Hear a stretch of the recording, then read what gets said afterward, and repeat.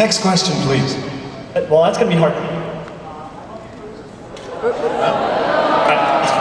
What's going on back there? It's like a little stage play going on. What is that, Shakespeare? You're waving your arms here. I don't know what's going on down there.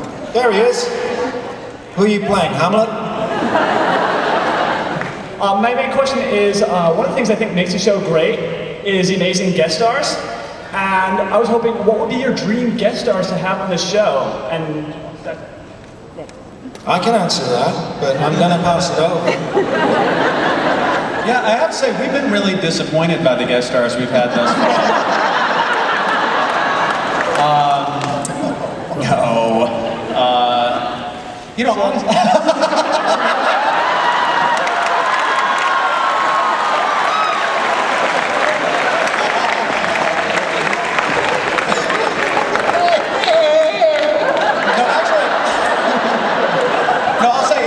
Comic-Con, I will reveal a secret, and I think it's actually an interesting thing to do if you look at different shows.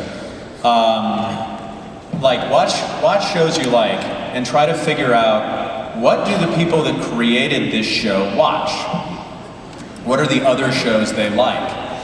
And because, you know, really, you know, I can tell you who on our staff watches Lost. Just go through those guys, right?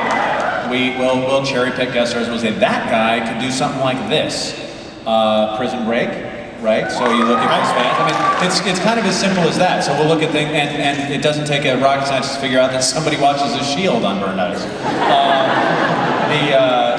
Matt, can I just interrupt you there for a second? I've got some more breaking news.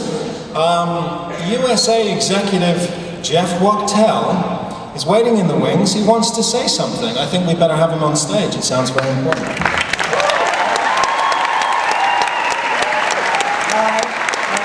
What's going on, Jeff? Okay, so I'm Jeff Wachtel, network exec, and as you guys know,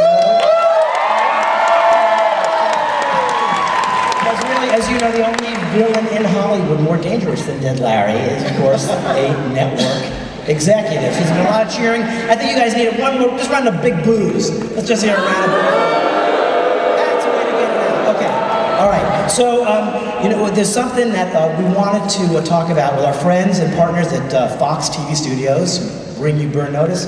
But before we did, we needed to make absolutely sure. So, I needed to know if everybody in the room agreed with this one statement.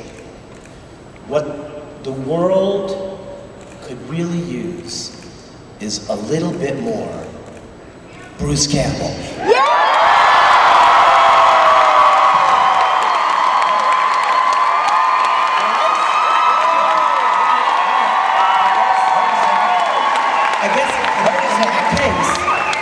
Because of all of you, I'd like to announce on Bruce's behalf that Bruce, and of course USA and Fox TV Studios, will be producing a Burn Notice prequel movie starring none other than Bruce Campbell as Sam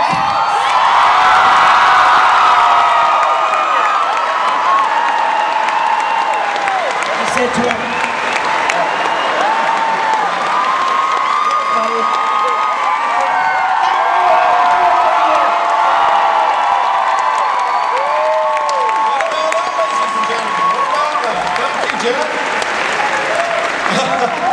What have you got to say? $20. I'm not going to get that back either. What have you got to say to that, Bruce? We got to know. What have you got to say? Oh, what do I have to say about that? Yeah. I have to say that USA finally got their shit together.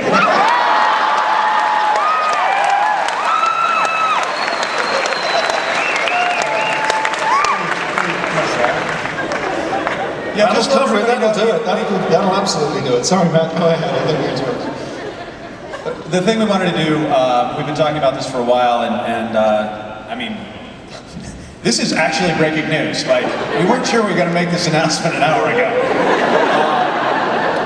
But we wanted to do a prequel movie that shows Sam Axe on his last mission as a military guy.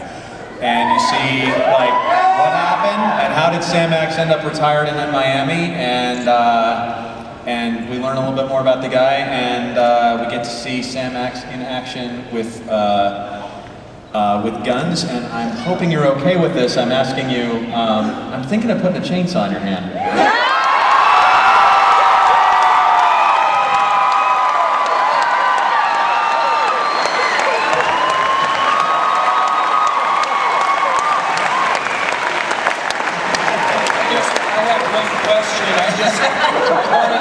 Who's going to direct this?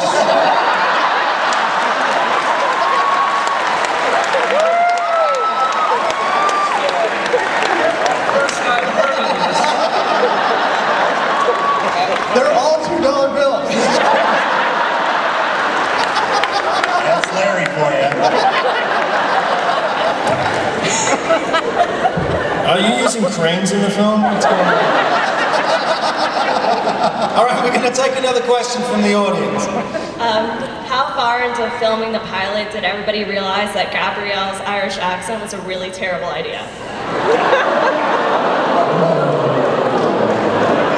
Now, actually, I will answer in this context.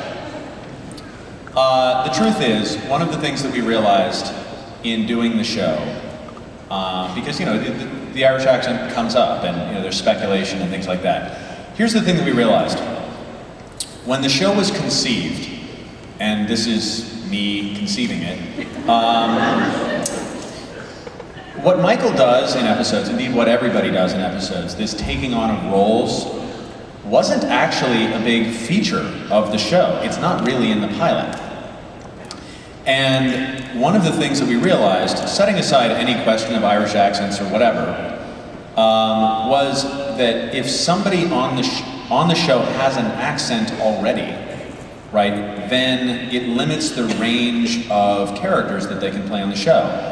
So it wasn't really going to make a whole lot of sense. It wasn't really going to be a good idea narratively for the show to have a person on the show who already had an accent who then was going to be taking on other accents. It would be hard to just start watching that show and say, wait a second, what is she really? Is she really Irish? Is she really whatever other accent she's taking on? So if you look at actually the first episode after the pilot, she's doing, that was when you did the I'm Detective Cagney and this is Detective Lacey. Right.